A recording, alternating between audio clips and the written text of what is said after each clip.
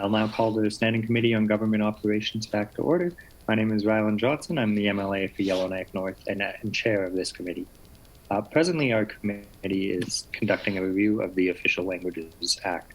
We welcome all comments from any members of the public who may be watching, and please reach out to our committee with any comments you have on the official languages. Today's meeting is a presentation by the Official Languages Commissioner, Ms. Brenda Gauthier, on her annual report, as well as submissions on our review of the Official Languages Act. This meeting is broadcast live, and you can view it at ntassembly.ca or on the Facebook, YouTube, or Twitter channels of the Legislative Assembly. I will begin this meeting by passing the floor to each committee member to introduce themselves and any opening comments they may have, beginning with MLA Semler. My name is Lisa Semler. I'm the MLA for Inuvik Twin Lakes, and welcome Ms. Gauthier, and it's good to have your for us, and I look forward to this conversation. And to our Deputy Chair, MLA Marcellos. MLA Marcellos, member for Tabacha and Deputy Chair of Government Operations. I want to welcome Brenda Gauthier as the Language Commissioner.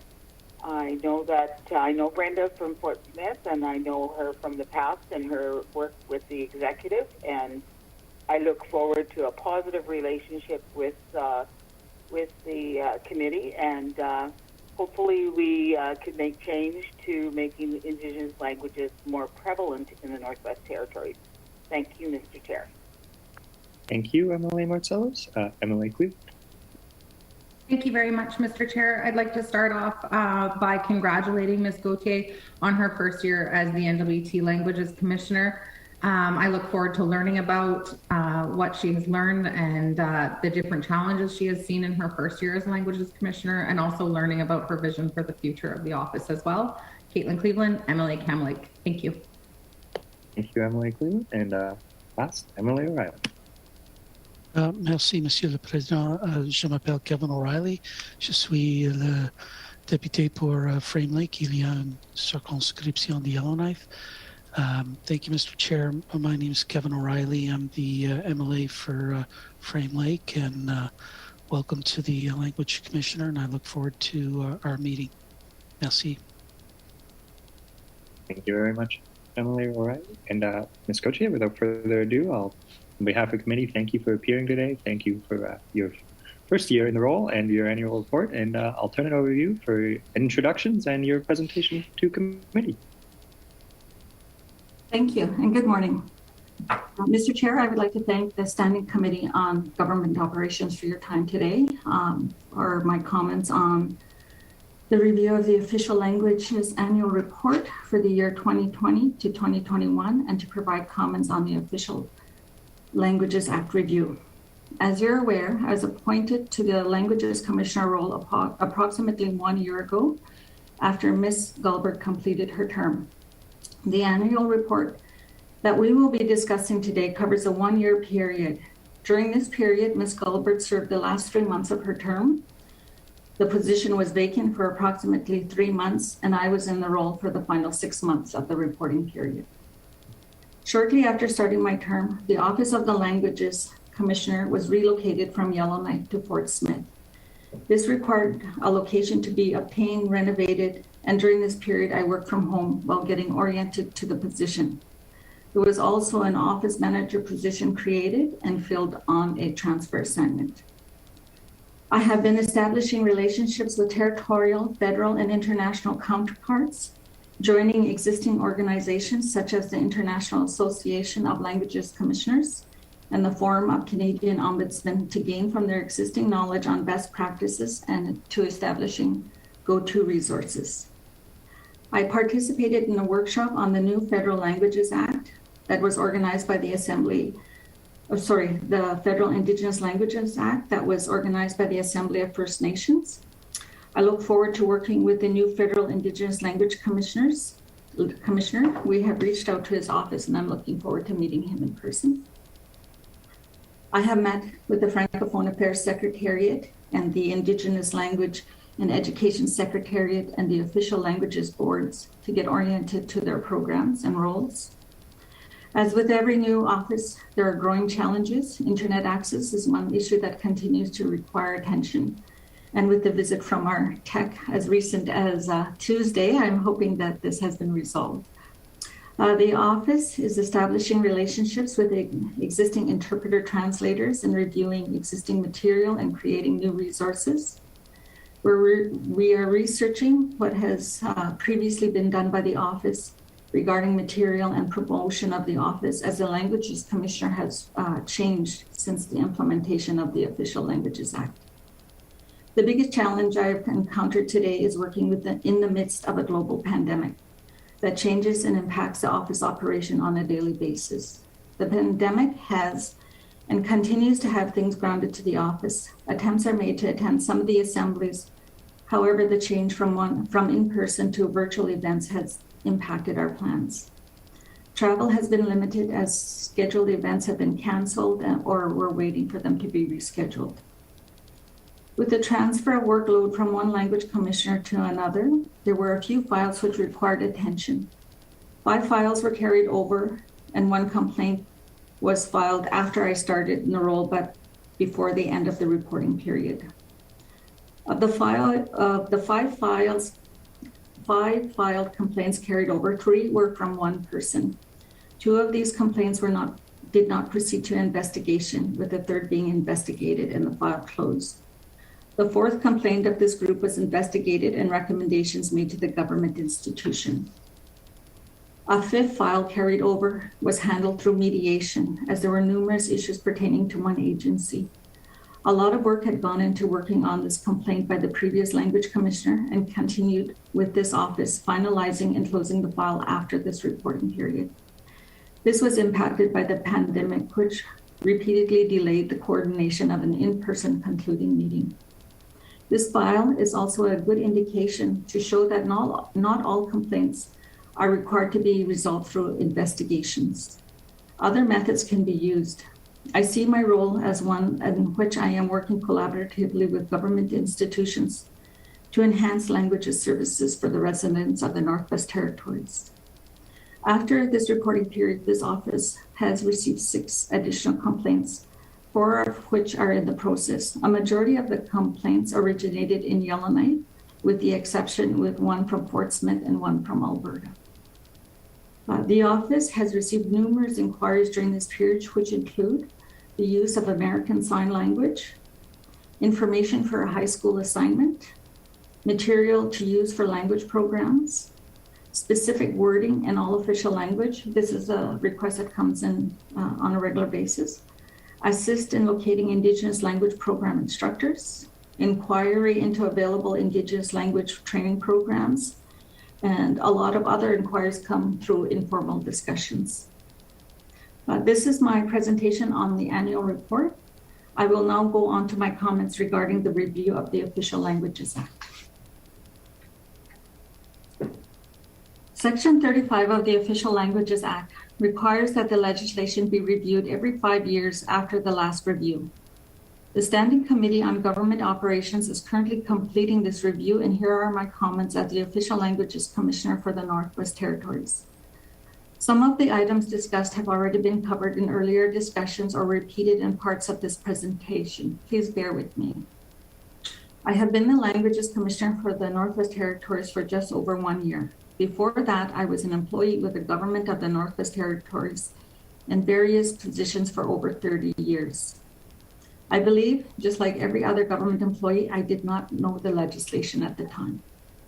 There was often discussion amongst us employees, often asking, why don't we hear GNWT employees speaking the Indigenous languages in the office?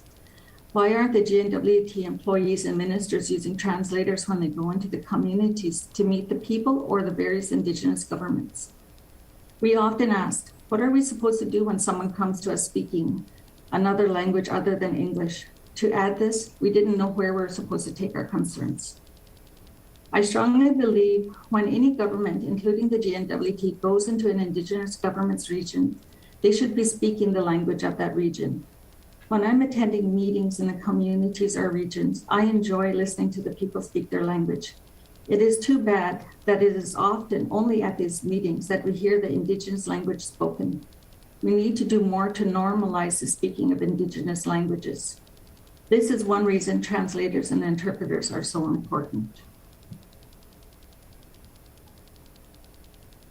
There is only one time in my 30-year career with the GNWT did I have a department representative advise me of a service that would provide translation services for French and the 9 Indigenous languages.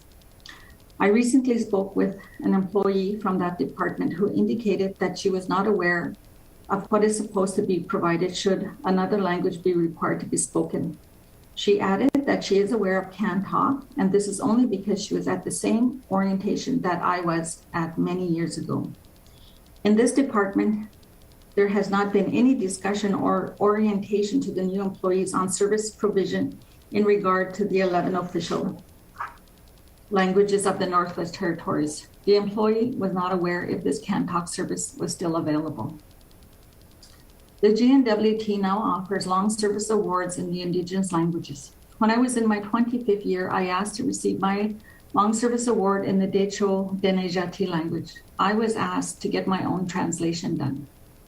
This was a situation in which, thankfully, the person I reached out to worked with others to complete the translation. This was also done without request for payment. I don't know if the department would have made the payment for this translation should it be required. This is the type of service the GNWT provided at that time. I'm not sure how much of an improvement has been made since. The biggest issue with the legislation is that it applies to government institutions, yet the government employees in these institutions are not aware of the role they are to be providing or where they're to get direction.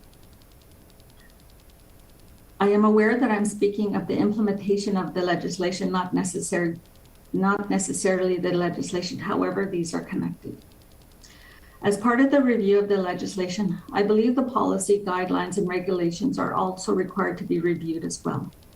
The legislation recognizes 11 official languages in the Northwest Territories. However, once you start applying the policy, guidelines, and regulations, you quickly see that other than English, all the languages are not of the same standing and recognition. It can become a very confusing process depending on where you are physically, and I mean this literally. It is sad to see a language being used in one region lose its standing when you go to another community.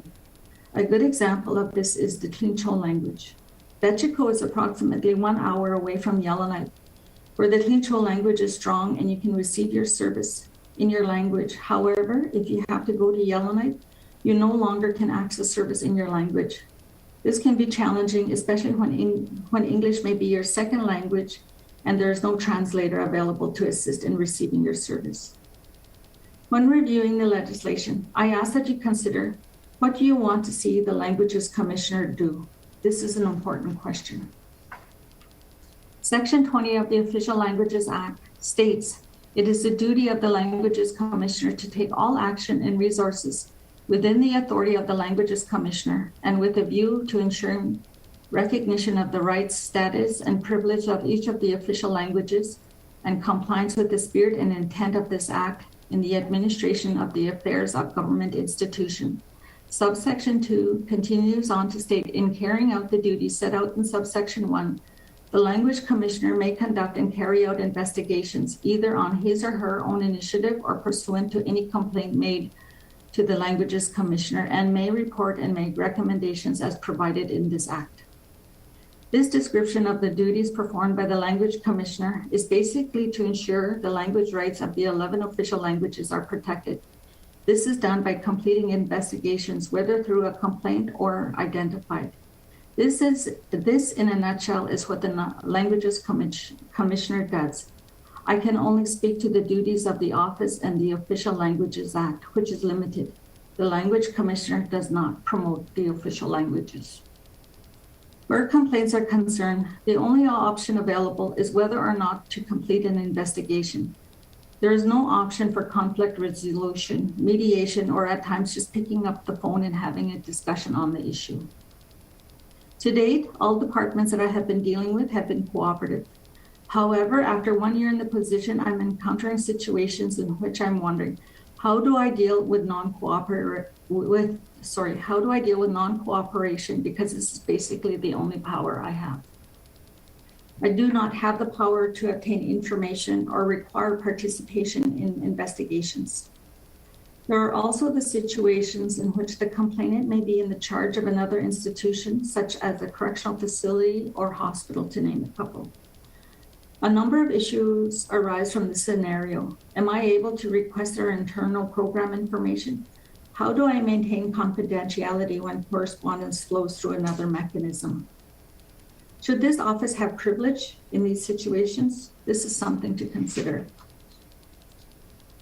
There are situations in which a complaint is submitted to the Office of the Official Language Commissioner and other statutory offices.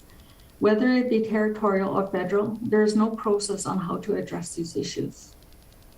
The Language Commissioner can make recommendations when an investigation is completed. However, the Language Commissioner has no power to ensure that the government institution implements the recommendation, and there are no consequences for this. Section 22, subsection 4 states that if appropriate action was not taken, in the opinion of the Languages Commissioner, a report may be submitted to the Legislative Assembly. More clarity is required on who specifically would take this report and ensure action is taken. Things get complicated when trying to follow all the processes. The issue of significant demand is noted in the legislation. However, there's no definition for what this is. When you go to the government institution regulations, Section 2 defines significant demand communities for the French and English languages as Fort Smith, Hay River, Inuvik, and Yellowknife. The regulation only speaks to French and English, not the 9 Indigenous languages. Other documents that support the Official Languages Act are the Official Languages Policy, which is dated 1998, and the Official Languages Guideline Manual, which is dated 1997. Both are very dated and require updating. Active offer is another term that is linked to the official languages. However, it is not commonly understood. It appears to only be explained by the Francophone Affairs Secretariat's website. This is not something you see or hear anywhere else in the government institutions. The Francophone Affairs Secretariat's website defines active offer as the active offer is a way of greeting members of the public that informs them that they are welcome to communicate with the GNWT in French when seeking information or service. An active offer can be a sign, a personal greeting, or a recorded message. There are 2 divisions within the Department of Education, Culture, and Employment that support the official languages. The Francophone Secretariat provides French language services to the NWT, including translation services. The Indigenous Language and Education Secretariat focuses on revitalization and the protection of Indigenous languages throughout the NWT. I believe all learners are required to hear their language. The Francophone Affairs Secretariat ensures this is done within the government institution by working with the departments and providing services.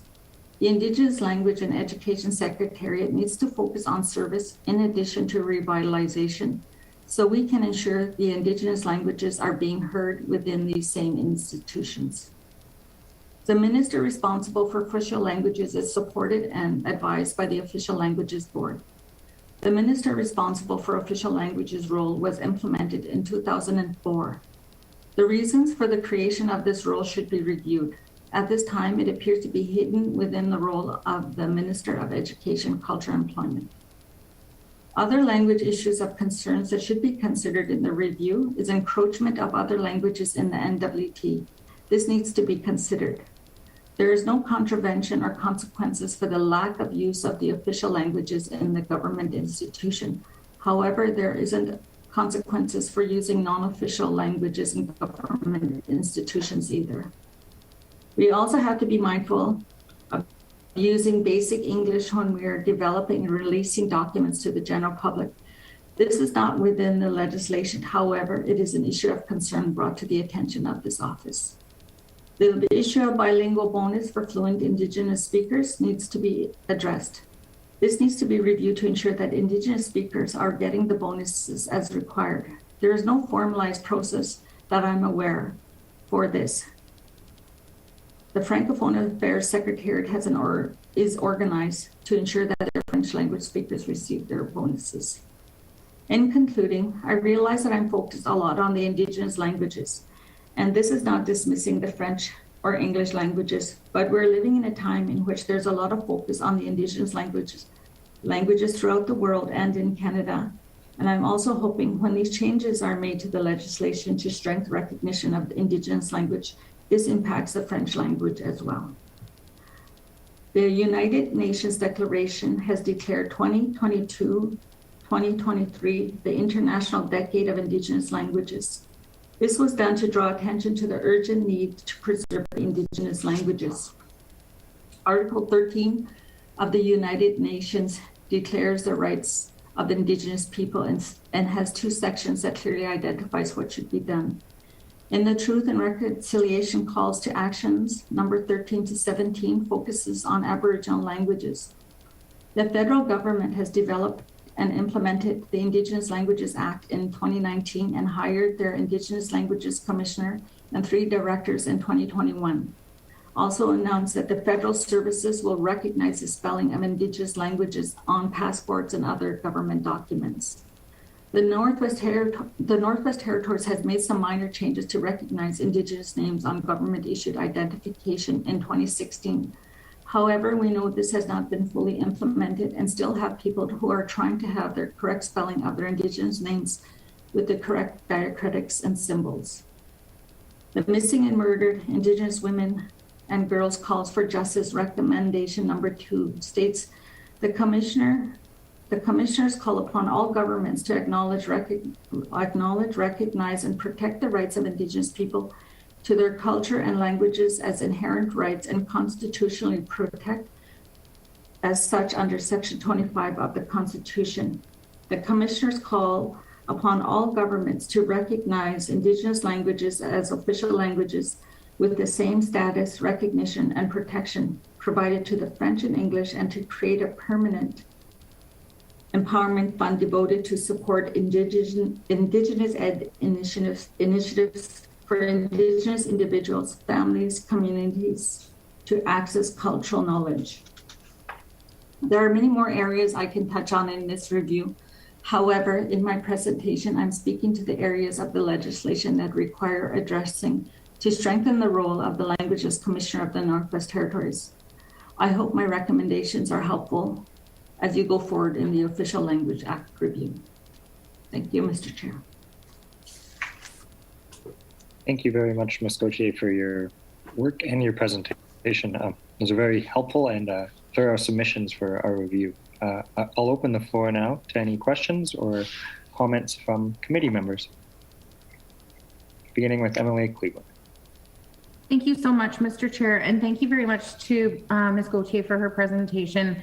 I think that this is going to be a really beautiful working relationship because I think we have so much to learn, and I really appreciate the level of detail that Ms. Gauthier put into her submission today. I'm wondering if to start us off, if Ms. Gauthier would speak to the location of the office. I think it was really exciting that the office moved out of Yellowknife and into Fort Smith. And I'm wondering if Ms. Gauthier can speak to the location of the office, what that brings with it, and hopes in how that might change some of the submissions or I guess complaints that come into the office, and just her first year as the Languages Commissioner and any surprises that she saw. And so I know that there's a lot of questions in one there, but I'm really looking forward to hearing about this first year as a new Languages Commissioner. Thank you. Thank you. Yes, the office was relocated from Yellowknife to Fort Smith, and the hopes is that we look at the decentralization of services. I will admit COVID has provided some challenges in which I really have a hard time answering that question because I don't know the true impact of having the office outside of Yellowknife, just for the fact that, you know, the communities are going in and out of lockdowns, maintaining distance and things like that. So I'm hoping in the near future that we will see more access, more in-person visits to the office. But I am aware that there is a huge difference not having the office in Yellowknife. A lot of the other services that I do have to investigate or inquire into are situated in Yellowknife. As you'll see, a majority of my complaints are situated right in Yellowknife. So there is challenges, but there's also positives as well. Some of the challenges or things that I'm surprised about seeing this office is the type of complaints that are starting to come in. Initially, my first year, I saw complaints that were, I think, fairly routine. And history has shown the majority of the complaints that come to this office are regarding the French language. However, now I'm starting to see inquiries and complaints regarding the use of the English language in public institutions. Thank you, Ms. Gauthier. Any follow-up, Emily Cleveland? Yeah, thank you for that, Mr. Chair, and thank you to Ms. Gauthier for that response. I was going to go on to questions about the federal legislation, but I think I might sorry, there's a fox outside. I think I might start with, or is Ms. Gauthier able to provide any further detail? Because we don't hear a lot about complaints having to do with the English language. I think that's definitely an outlier for what we normally hear. Is there any possibility of providing a little bit more information, or does privacy prevent that? Thank you. Right now, it's still in process, so I'm hesitant to release more information than I've gone into right now. Understandable, and we look forward to the report or recommendations or any results of that. Any other further questions from committee members? Mr. Chair? Go ahead, Emily Summer.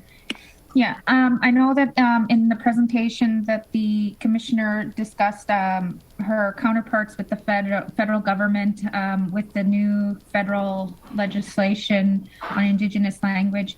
And I know that we've had discussions within our committee about how GNWT has allocated funds for Indigenous language, but the call from Indigenous governments is that they should be funded directly. And I think with the talks with the government that they're being funded directly for Indigenous language programming and whatever that they feel that they need to, revitalize and increase the language speakers. So my question would be is how do you see yourself with the language commissioner as the language commissioner of the Northwest Territories when the funding is being rerouted to Indigenous governments and with your lack of, as you say, not being able to hold the government to account for the, now this funding is going to Indigenous governments, and we're not saying that, that they're not doing, but just to be able to follow through with complaints. Thank you. As the legislation currently stands, the Official Language Act only applies to government institutions, the Legislative Assembly, and the courts. So the fact that funding is going and flowing through to Indigenous government, it doesn't impact my role, as I don't investigate anything that pertains to the Indigenous governments as agencies outside government institutions. My role is to review what is occurring within the government institutions. Can you hear me? Lisa, you sound like you're having a hard time hearing me. Sorry, I'll make sure I speak up. No, I can hear you. Okay, so question, Emily Summer? Yes. So my follow-up would be if this is the way that the federal, and this is, I guess, a discussion that we all need to have then, if the funding is flowing for Indigenous languages to the Indigenous groups, and then we house the language commissioner within the territorial government, what changes do you think that needs to be done within the act to be able to do your job effectively? And I know that, that's something that we would have to do and work with our Indigenous partners. Can you reword that? I'm So because your role is to investigate, you know, where there's issues with lack of language being provided. And now what we're saying is that the funding is going to be rerouted. Like a lot of the funding is going to the Indigenous groups. But you as the language commissioner, you know, what in our act, like how do you see our act changing so you can still continue to do your job wherever the funding goes? Like where you say you don't have say over the Indigenous languages, but you know, I guess this is a working group between you and the federal counterparts, is who's got say over that funding to make sure that it's doing what it needs to do and that we're got you or somebody holding that place accountable. okay. Okay, thanks for rewording that. I think I understand the question. My role does not have any say on the funding that flows. However, from either government to the local governments. However, if we're going to start looking at the change to the legislation, it would require changes to include outside agencies, outside of the public services. And if that's in place, then I could start looking at the different agencies. And so it's a matter of the wording and what you would like to include. You want to include municipalities, public agencies, and local bands. But as currently worded right now, those are outside of the parameter of the legislation. But if that is something that we want to look at, then it would have to be worded within the new version or amendments to the legislation. Thank you, Ms. Gauthier. Any further questions, comments from committee members? MLA, go ahead, MLA Marcellus. Commissioner's duty is set out in one of the. It says that it ensures recognition of rights, status, and privileges of each of the official languages and compliance with the spirit and intent of the Official Languages Act in the administration and the affairs of government institutions. I just want to ask Ms. Gauthier if she feels that is actually the role that she is being able to do. Because the statement is very general. And I think that one of the things that as a committee, we have to ensure that the role is much stronger. If we are really serious, Mr. Chair, of preserving the Indigenous languages of the Northwest Territories, then we have to be able to walk the talk. And I just wanted to see what she has to say on that. She came up with some really incredible things, and I just got the notes because I didn't have them of her presentation while she was speaking. And she referred to the Truth and Reconciliation. She spoke to the missing and murdered women, and all the overlaps when it comes to language. And I'd like to just hear what she perceives as a role that could be like an ombudsman, but with the official languages. And I want to know if she also feels that she should be able to promote the languages. I mean, I'm not going to say that she's going to go take over the job of the Indigenous language director or anything like that, but there has to be an overlap and a link, and developing those relationships with the Indigenous governments and making sure that she has the staff to be able to do her job. And we're some of these commissioners we have added staff, had added onto their offices. They have done all these things, and the official languages seems to take a back seat. So I want to know how she feels about that. Thank you, Mr. Chair. Thank you, Emily Marcellus. Go ahead, Ms. Gauthier. Thank you. Yes, there's a very fine line in which the language commissioner has to be mindful of that flows into the promotion of Indigenous languages, and promotion falls under another role within the legislation. So I'm very mindful of that, and I will admit at times it can be challenging when trying to perform the duties of my role, and just to ensure that I'm not overstepping.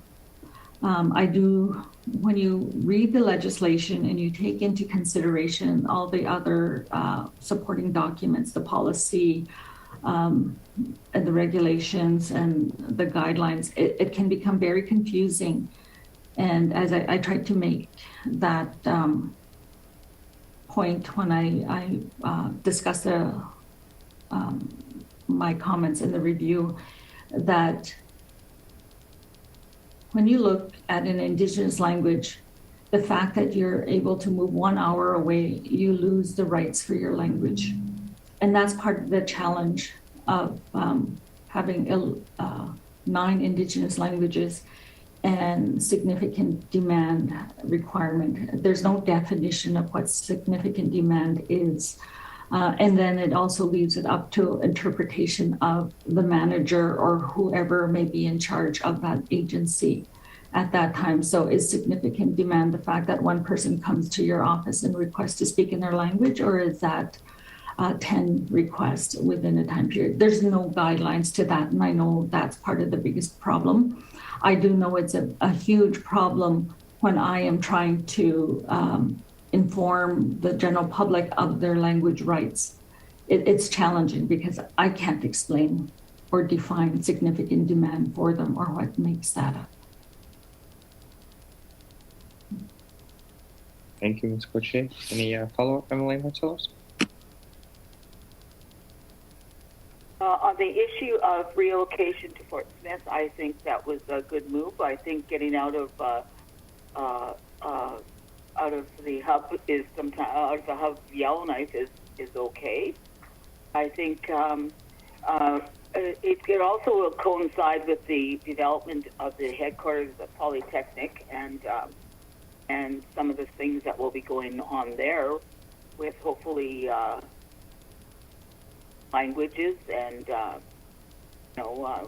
teacher education and other things. So I look forward to a positive relationship with this office, and I'll be a big supporter of the Indigenous language file. Thank you so much, Mr. Chair. Thank you for your comments, Emily Marcellus. I'll open the floor to further questions. Emily O'Reilly? Yeah, thanks, Mr. Chair. I just, in the most recent report from the Language Commissioner and in previous reports, I think it's fair to say there's a fair bit of frustration with the inability to get responses, and I think committee probably shares some of that. But I think part of the issue is the way that the legislation was drafted, in that the recommendations come to the Legislative Assembly. Basically, there's a standing committee. Standing committees are made up of regular MLAs. We don't control the purse strings. We can have some input. We can delete items in a budget, but we can't add money in. We can try to negotiate change. We don't normally bring forward legislation. We can review it when it's brought forward. So our ability to change things and respond is not nearly as great as it is in cabinet. Mm-hmm. So I guess I understand the frustration, but maybe we need to change the legislation as well to make sure that there is a requirement for ministers to respond to recommendations made by the Language Commissioner, rather than have them sort of go into the Legislative Assembly where they may not actually get responded to. So I think that there's some issues around who is responsible and for responding and implementing changes, but also the kind of authority that the Language Commissioner has, which she herself has raised even in this meeting. Other statutory officers have order-making authority. Something we need to think a little bit more through. But I just want to mention that, and I'd look forward to any response from the Commissioner as well. Thanks, Mr. Chair. Go ahead, Ms. Gauthier. Thank you. Yes, I do believe that one area does require attention. And as we indicated, we see that it's an ongoing issue for not just myself, but previous language commissioners as well. And as to what that would look like going forward, I think that we do need to sort that out. Our current legislation currently has 3 different areas that are covered, and that's the language commissioner, the minister responsible for official languages, and the official languages board. However, they're all independent, and it's complicated further by the fact that the official languages commissioner is to be an outside agency to the GNWT. And so the role of communicating directly with the official language, or sorry, the minister responsible for official languages, it's blurred. It's not a clear indication as to whether that should be the role or not to take concerns forward. So it does require some attention, and I'm glad to hear that it is something that the standing committee is considering. Thank you. Gauthier, any follow-up, MLA O'Reilly? Yeah, thanks, Mr. Chair. So I know from the Commissioner's report and previous reports, and even the work of this standing committee, and I sat in on many of the meetings in the last assembly, that there has not been any fundamental changes or even some administrative and housekeeping changes made to the Official Languages Act for a long time, too long.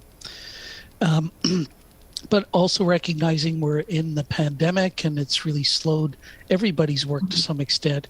We've got about 1.5 years left in this assembly now to do or make changes. So I'm not sure we're going to get able to get to some of the fundamental changes that some of us would like. If all we can get to is some administrative housekeeping kinds of changes, but maybe sorting out some roles and responsibilities as well. I'd like to know from the Commissioner whether there's some specific priorities there that we should try to address, even as housekeeping or administrative matters, to get some of that sorted out as quickly as we can in the lifetime of this Assembly. Thanks, Mr. Chair. Welcome any response, Ms. Gauthier.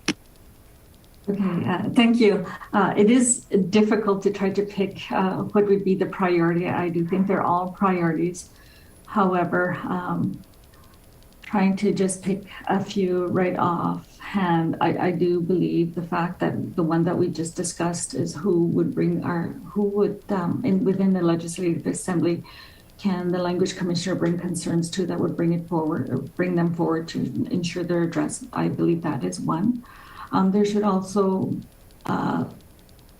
be a strengthening of having the Language Commissioner have the authority to request information from departments, because as indicated, I can make requests. I can even look at larger investigations. However, as things stand, departments and institutions don't have to respond. There's no requirement. And then I do believe that the fact that to get a response when recommendations are put to government institutions should also be considered as well. Thank you very much, Ms. Gauthier. Those are very tangible, and we appreciate those submissions. And I don't want to speak on behalf of the committee, but I feel there's strong support for trying to get that work done and to assist you in the role.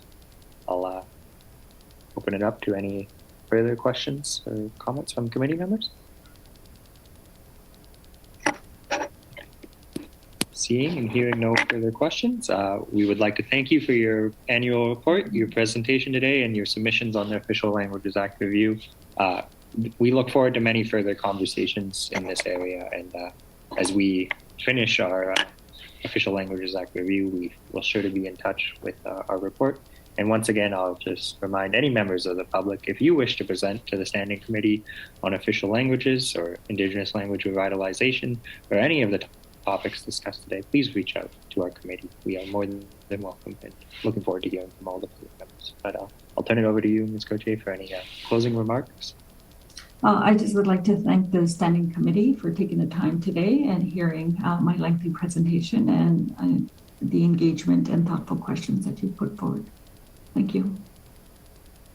With that, I will end the public broadcast.